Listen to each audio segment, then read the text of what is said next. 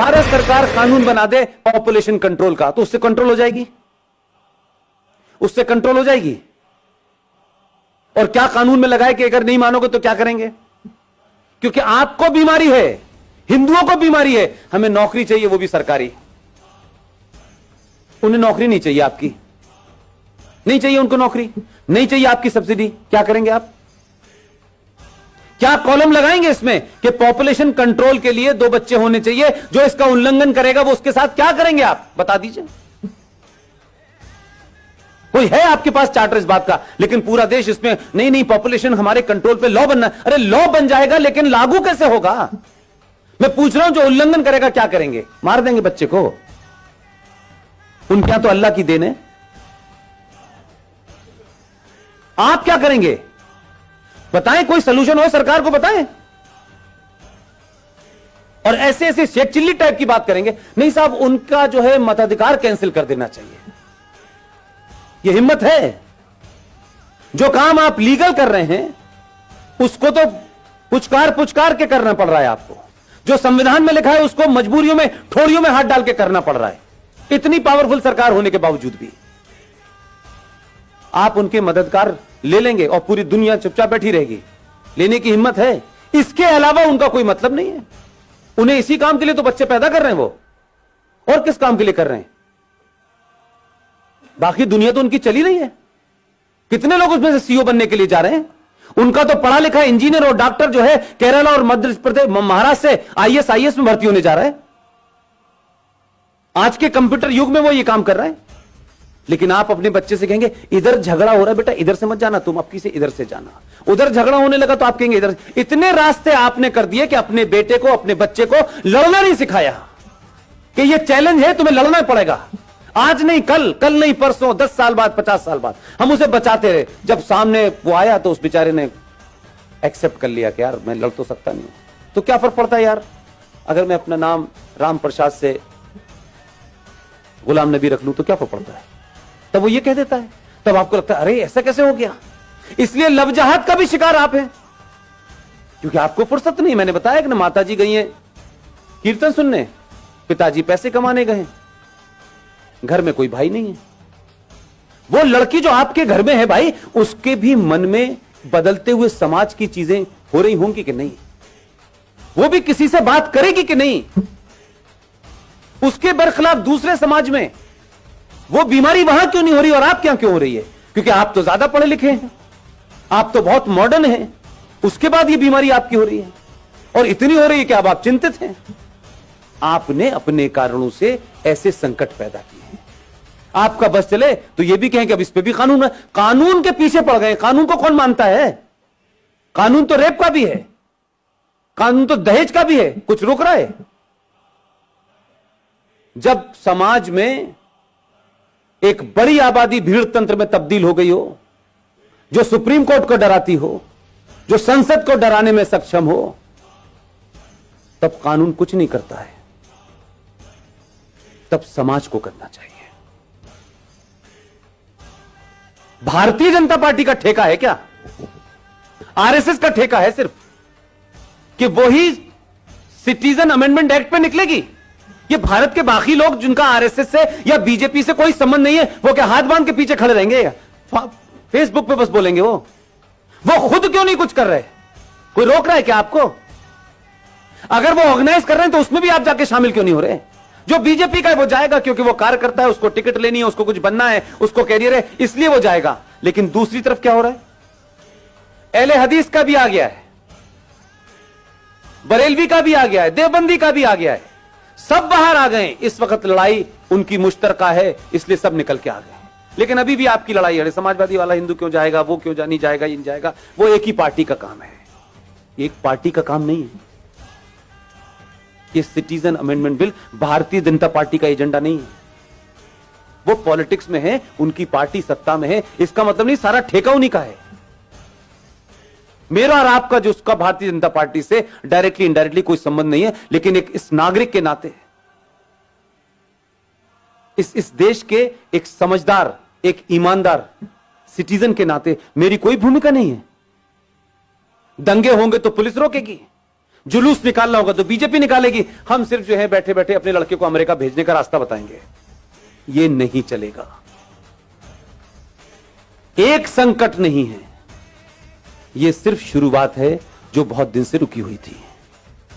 इसलिए मैं कहता हूं कि इस देश में राष्ट्रवादी ताकतें, सनातनी शक्तियां जैसे जैसे मजबूत होंगी, इस देश में गद्दारों के चेहरों से बेनकाब जल्दी होंगे। लिहाजा अगर आप ये चाहते हैं, सरकारें आएंगी, सरकार चली जाएंगी, कोई पता नहीं है कौन कितने समय तक रहने वाला है।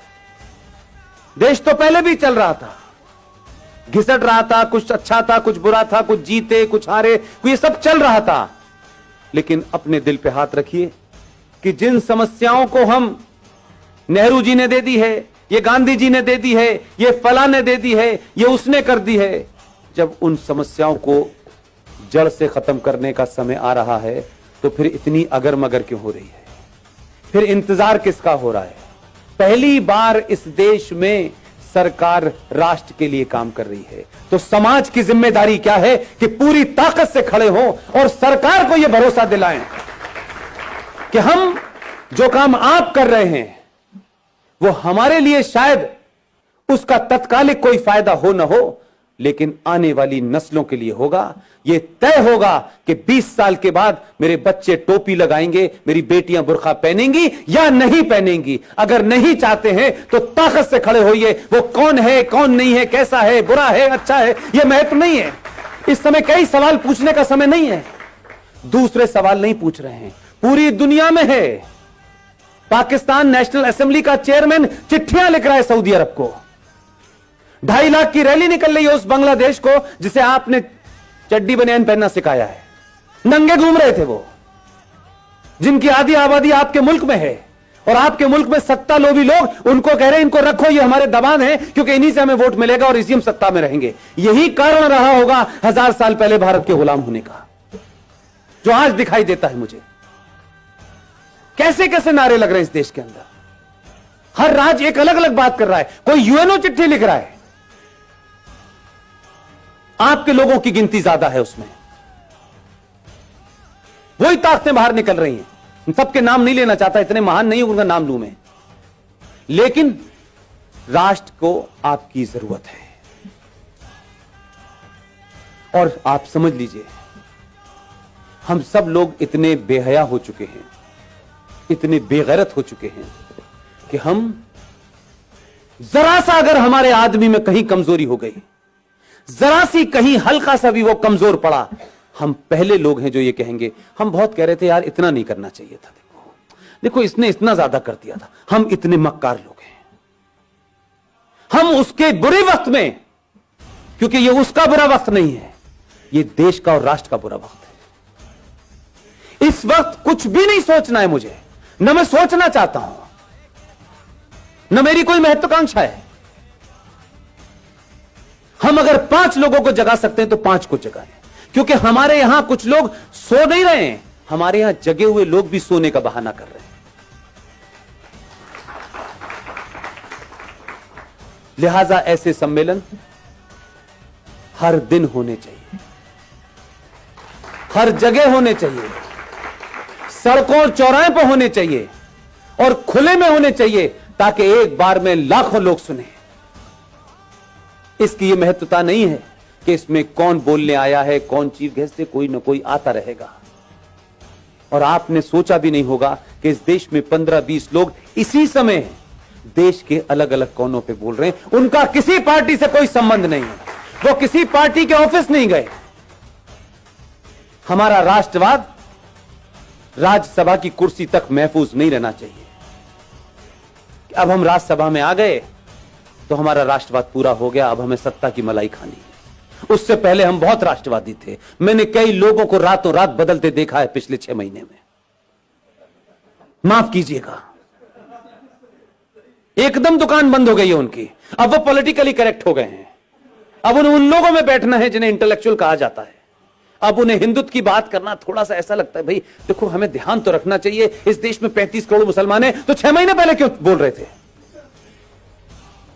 इसलिए आपके यहां ईमानदारी नहीं है। 15-20 लोगों में चाहे मेजर जनरल जीडी बख्शी हो, कर्नल RSN हो, सुशील पंडित हो, गौरव आर्या हो, ललित अंबरदार हो, इनमें से कोई एजेंडा है किसी का? रोज टेलीविजन पे आप देखते हैं, रोज कहीं ना कहीं भाषण चल रहा होता है उनका। किस लिए? क्या सिर्फ 90 करोड़ हिंदुओं में यही 10-15 लोग हैं? क्यों नहीं हर घर के अंदर 2-2 लोग पैदा हो रहे हैं? क्यों हम ये मानते हैं कि राष्ट्रवाद एक शाम में चाय पीने जैसा है, कोई थोड़ी देर के लिए राष्ट्रवाद भी बात कर लें? कुछ लोगों का राष्ट्रवाद 9 बजे रिपब्लिक टीवी देख के शुरू होता है और 11 बजे कहते हैं बस भारत माता की जय, सो जाओ। राष्ट्रवाद जीना होता है। अगर आपको अपने पे गर्व नहीं है, अपने इतिहास पे गर्व नहीं है, आपको बौनों जिन्होंने गुलाम बनाया है, अगर आप उनको महसूस कर रहे हैं, आप उनको मजबूरी में आपको झेलना पड़ रहा है, तो इसका मतलब यह है कि आपके अंदर कोई अपना स्वाभिमान नहीं है। जिसमें स्वाभिमान नहीं होता उसे राष्ट्र की कोई चिंता नहीं होती। उसको किसी भी हालत में रख दो, वो एडजस्ट कर लेगा, वो नाम बदल लेगा, वो धर्म बदल लेगा, वो लड़की की शादी करके एक नया रिश्ता बना देगा और नाम लगेगा, रख लेगा अपना शब्बीर कुमार। वो कुछ भी कर लेगा। अगर जागृत समाज होता तो उस दिन बोलना चाहिए था जिस दिन गुलशन कुमार की हत्या हुई थी। आप 3 चीजें रख रहा हूं रवि भाई, ध्यान दीजिएगा। इस देश की प्राइमरी एजुकेशन को हमने क्रिश्चियंस के हाथों सौंप दिया है, राइट? इस देश के इतिहास को हमने 70 सालों में कम्युनिस्टों के हाथों में सौंप दिया था। और तीसरी चीज बताऊं, इस देश का एंटरटेनमेंट आपने जिहादी मुसलमानों के हाथों छोड़ दिया। आपकी तीनों चीजें आपके पास नहीं है, इसलिए गुलशन कुमार की हत्या हुई, आप समझे ही नहीं कि उसका क्या मसला था। गुलशन कुमार की हत्या भारत की एंटरटेनमेंट इंडस्ट्री के अंदर भजन, कीर्तन और मंदिर को बाहर कर दिया उसने। और अब मौला रे मौला होता है, लड़की हिंदू घर की होती है, लड़का मुसलमान घर का होता है। हर फिल्म में बताया जाता है इस्लाम कितना अच्छा है, हर फिल्म में बताया जाता है कि मुसलमान कितना अच्छा होता है। आपकी नई जनरेशन इसी चक्कर में गफलत पे है। ना आपने खुद इतिहास लिखा है, ना प्राइमरी एजुकेशन आपके पास है, ना ही इंटरटेनमेंट का कोई नैरेटिव आपके पास है। इसलिए दिवाली पे सलमान की पिक्चर रिलीज होगी, ईद पे शाहरुख की होगी और क्रिसमस पे आमिर खान की होगी।